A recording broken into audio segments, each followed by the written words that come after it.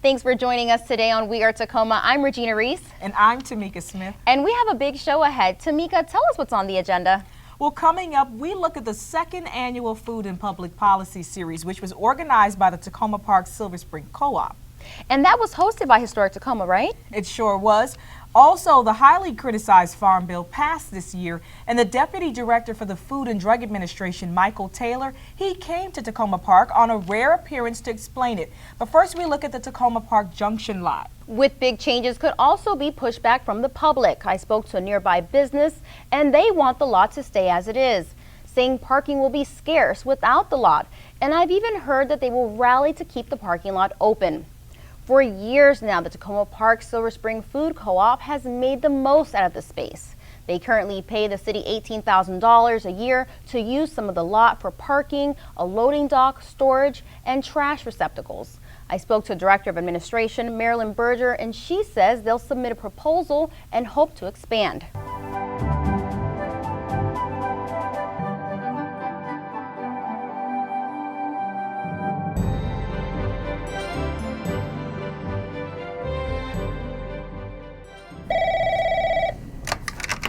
Hello, City of Takoma Park. This is Raz. Community Development Coordinator Ross Grisby says the council is accepting proposals to redevelop the Takoma Junction lot. She's hoping that developers will see opportunities some feel the city has missed for many years. The junction has been the focus of a lot of community effort for many, many years. Most recently, the Takoma Junction Task Force met for a couple of years and presented a report to council. And the city owns the parking lot between the co-op and the Takoma Auto Clinic and Healy Surgeons and the fire station. And the city bought it in 1995, intending it to stabilize the commercial area and revitalize the commercial district. Then when the fire station was rebuilding, the city held it knowing that they needed a temporary station on that location. Now that that's finished, I think the city feels that there's an opportunity here to revitalize that area through redevelopment of that property.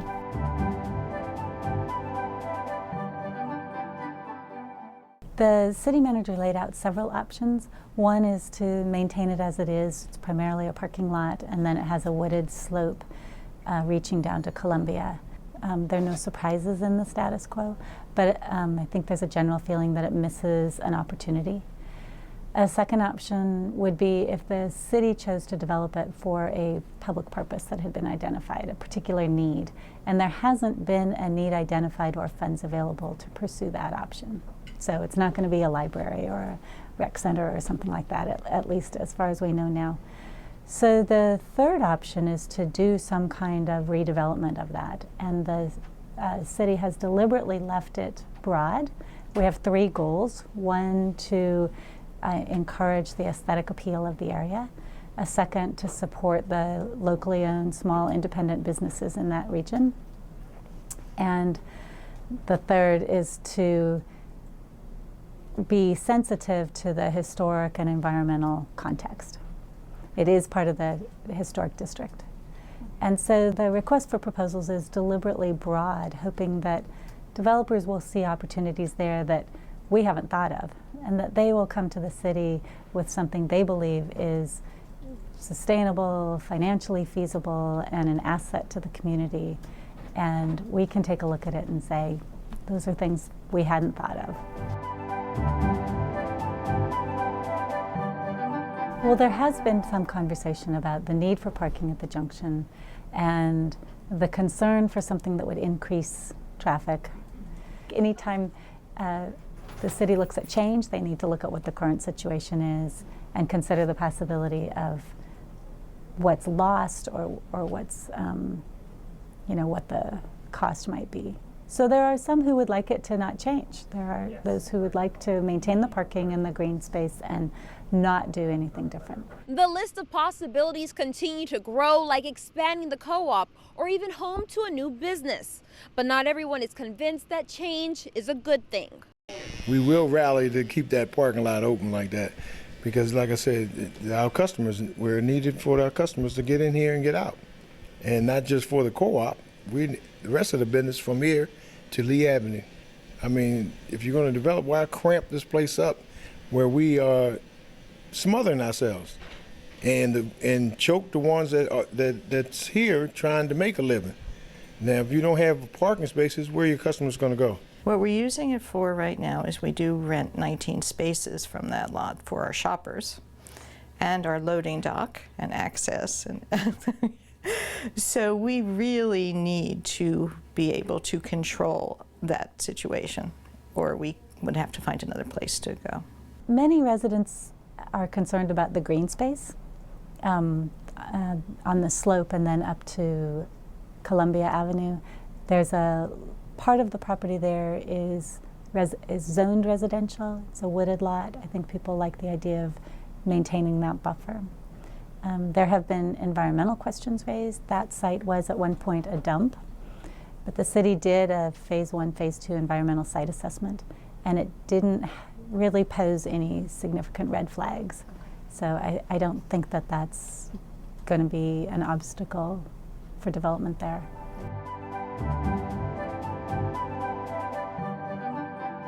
We have a new city manager who has a lot of experience in economic development, and so I think this looks to him like an opportunity. The Takoma Junction Task Force report, which was completed in February 2012, named the city lot as a potential game changer, that doing something here could jumpstart or address a number of the other issues that have been problematic there. Given that the fire station is now complete, there's no other compelling reason to maintain the space as it is. There's nothing pending that we would hold it waiting for change. We're excited about the possibilities for the city. I think having a large asphalt parking space right up against the sidewalk is not an appealing area for pedestrians. It's not engaging. There's nothing to look at or window shop or something like that while walking along. So I think having commercial space there is appealing. The possibility of someone proposing to us something they think they can make work there, I think has very exciting possibilities. Come May, we'll see what changes the city will embrace and if local businesses will rally to keep the lot as it is. Sounds like there will be some uproar. If not, how can they learn more information?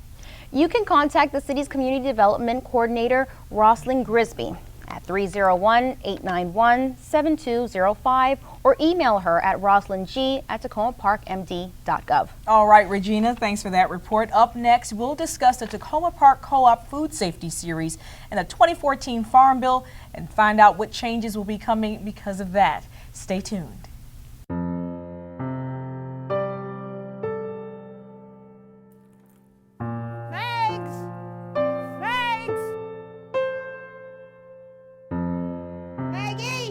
Animals, like people, get frightened when a disaster strikes. They might run away in panic. Pets should wear an identification tag. Thanks. Ma'am, is this your dog? Yes, I need to see some proof of identification. the ID is in the house. Okay. And I've got this picture on the camera. Well, we do need to go up and look at the ID in the house. Okay, come on, Max. Owners should have papers and photos as proof of purchase. As a pet owner, are you ready? A message from the Takoma Park Emergency Preparedness Committee.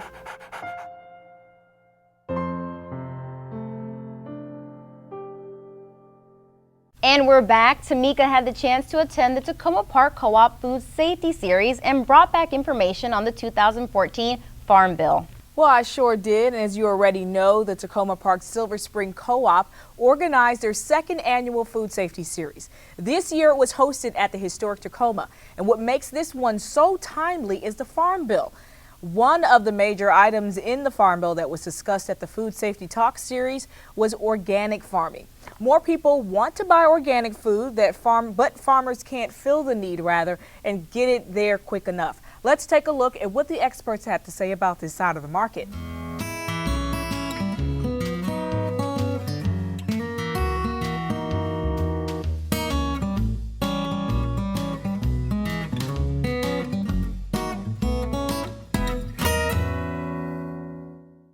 The The Takoma Park Silver Spring Co-op Food Safety Series is back. In its second year, organizers aim to educate shoppers on labels, farming practices, and most recently, Farm Bill 2014. Organizer Sherry Collins teamed up with Historic Takoma to bring various experts to the table to discuss food safety. We just like for our members to be informed, customers to be informed about what's going on, and then they have an option to make the decision for themselves as to whether or not they want to eat that product. There are some things in the store that we have stopped carrying because they have GMO labeling on them, or they have pesticides in them, or they're not all natural or organic, and they like corn syrup or something like that. And so those things have been pulled. And we're trying to be as all natural and organic as possible. The series recently focused on Farm Bill 2014. The bill is about $1 trillion and makes changes to the SNAP program and launches a variety of new pilot programs. Grocery shoppers will notice just a few changes after the new farm bills passed. One of them is having more access to organic food. It's what more experts are now saying is a greater need, and this farm bill will help fill it.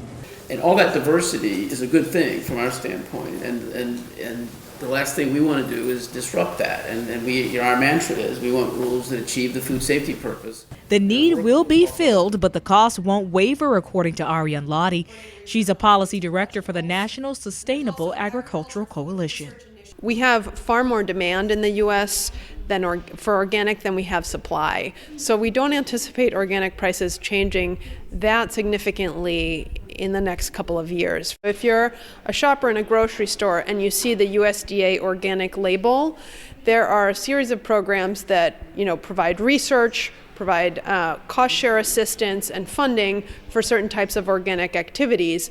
And there are specific provisions that talk about what the organic label needs to mean so that it does have value for the consumer. Our members feel very strongly that if you water down the organic standards as a way to expand the organic market, you have not done anyone any favors. So in addition to the things that we talk about in the Farm Bill, we spend a lot of time getting into the nitty-gritty of the organic standards, and there's a group called the National Organic Standards Board, which is a panel set up by USDA of folks within the organic sector who give advice and review different proposals that USDA has about what's allowed to be used in organic. This Takoma Park shopper says the health risk outweigh the costs. Came from a small country in El Salvador, and that's how we live in there. We don't have a refrigeration, we don't have anything. Everything we do is from the farm to the kitchen, and it's as organic as it gets. You know what you're eating because you produce it. You plant it, you harvest, and you cook it. The food has a lot of chemicals sometimes, and organic is a little more expensive, but you're exposed less to the chemical that can cause harm to your health. Even though many organic products are more expensive in the marketplace than their conventional counterparts, what we're seeing is that consumers are really interested in buying organic in spite of those costs. I think part of the reason is because they realize that there are benefits that they don't get from conventional food in terms of greater recognition and concern about the environment and the way the food is produced, greater concern about use of pesticides and what that might mean in terms of residues that are on the food. I do understand that it's more labor intensive to grow organic because you can't use the pesticides. It's very important to eat organic in my view. I think it's one of the best things you can do for your body to keep out the pesticides, and the food is just healthier and honestly tastes better. Subsidies go to certain types of crops primarily, and those are crops that are present in our food supply. Lots of corn, lots of soybean, lots of wheat, those types of things then get transformed into ingredients that we see in a lot of products and packages that you as a consumer buy. Corn and soybean primarily get fed to livestock. And so when you're a consumer at the store, the meat that you're buying is likely raised and fed on corn and soybeans, and corn primarily. The more research and the more assistance to organic farms, the more of them we'll have, and therefore there will be more product, and therefore prices will come down. So actually, in the long run, it helps make organic and local food more affordable. So I think that's a good thing. Another thing the Farm Bill does is really work on agricultural research, which can sound like a boring topic, but really the kinds of research we do on what the food system should look like in the future really does therefore impact what the food system looks like in the future. So how we spend research dollars today has a huge impact on what the food system is going to look like 20 years from now. So new farmers and ranchers face a number of obstacles that are tied to policies in place when they start to farm. And that has a lot to do with limited access to land, limited access to credit, and limited training for actually how you farm and how you run a farm business. There are some hidden costs in the way we produce food conventionally, and there's what we call externalities. So if you are farming in a manner that is harmful to the soil, to the air, to the water, someone else has to pay those costs. It's not reflected in the cost of what you buy in the grocery store, but there is a cost. And I think that's something that organic consumers have really paid attention to, because they're realizing by promoting an organic system, they're helping to address those downstream costs that someone else has to pay for in terms of pollution or in terms of like human health impacts. The SNAP right now runs about $80 billion a year. The cut they just did was $8 billion over the next 10 years. So a little bit less than $1 billion a year out of a program that's running $70 to $80 billion a year.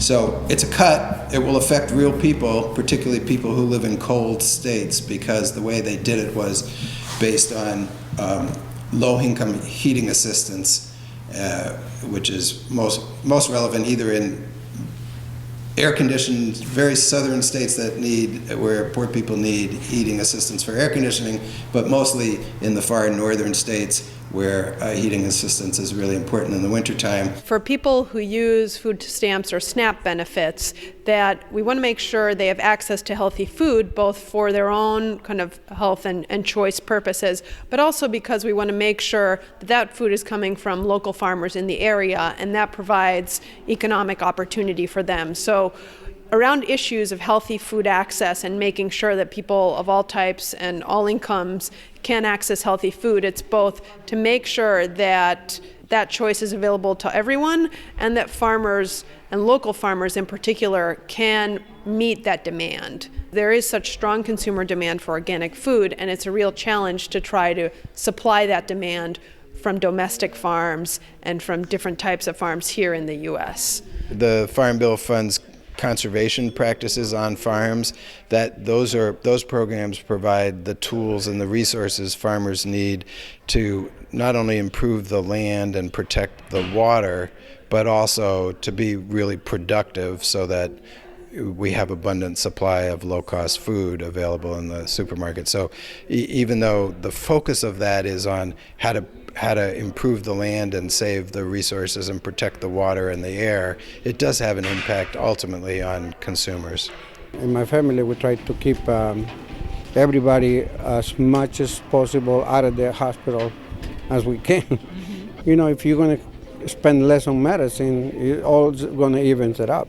The really great thing is we now have, for the next 5 years, over $1 billion to really invest in alternative farm and food systems that produce more healthy food, keep more local farms in business, help create new farmers markets and food hubs and things that I think will really be really positive. All of the wins that we got in the bill, we need to make sure are correctly implemented and that the programs work. And so consumers are really a key part of that, and making sure that our food and farm policy works for sustainable food systems.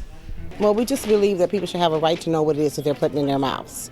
Then you can make a decision as to whether or not you want to go ahead and eat that, because of what's in it or not in it. And for a complete listing of pesticides that can be used, visit www.tacomaparkmd.gov/safegrow. If you plan on using a restricted pesticide, you must request a waiver and receive approval from the city. Again, visit the website that Regina just called out and reach out to the Public Works Department. That's the department you'll be looking for. Thanks, Tamika. Good information to know. Well, that's all we have for today. I'm Tamika Smith. And I'm Regina Reese. Keep it here for the opening reception for 2 art exhibits, Transformations and Into Dreamland. Have a good day. Bye-bye.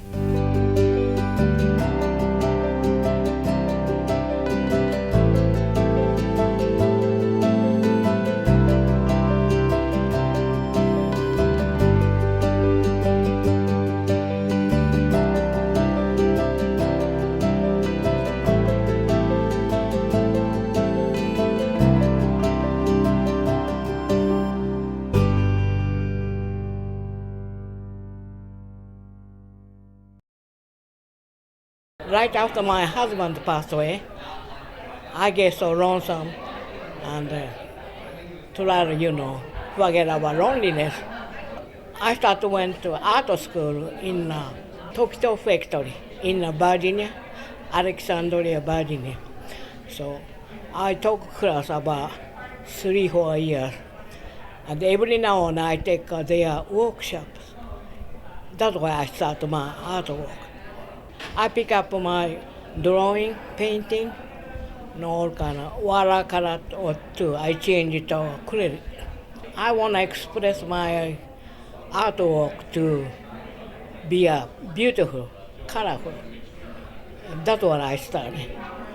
Some warlord about 300 years ago built a palace for worship of Buddha. That's where it started. Also, building are made out of pure gold. So anybody come to Japan, they like to see the place. The white paintings began out of, it's more than a need for peace and quiet. It was more of a need for emotional stability. Sometimes, you're feeling not so great and you just need to kind of cover everything. Just cover it.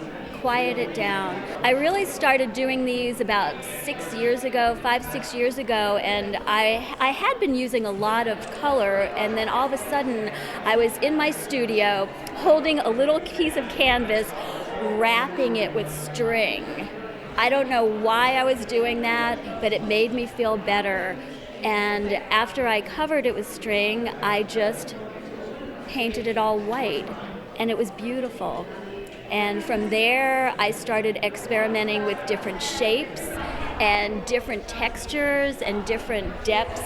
And all of a sudden, I had this whole new life and a whole new body of work. And that's pretty much where that came from. I also make nets, handmade free-form nets out of strings and threads and acrylic medium. And so this is leftovers. And I just had it in a bowl somewhere, just sitting around, and I needed to make paintings for this show. I just finished this like 3 days ago. I mainly work with black and white. I just find there's an elegance to it. I just really love line. So I work a lot with ink and graphite. For me, just meandering around with line is sort of therapeutic in a sense. It's sort of like when you can truly zone out, forget everything that's happened during the day and just draw. My inspiration from plants, which is not the only subject matter from which I work, but I always come back to it. And I was with a friend one day and she said, Mary, of course you draw plants. Your father was a gardener and you're always talking about it. And I do think that's true. It doesn't necessarily matter to me what the plant is.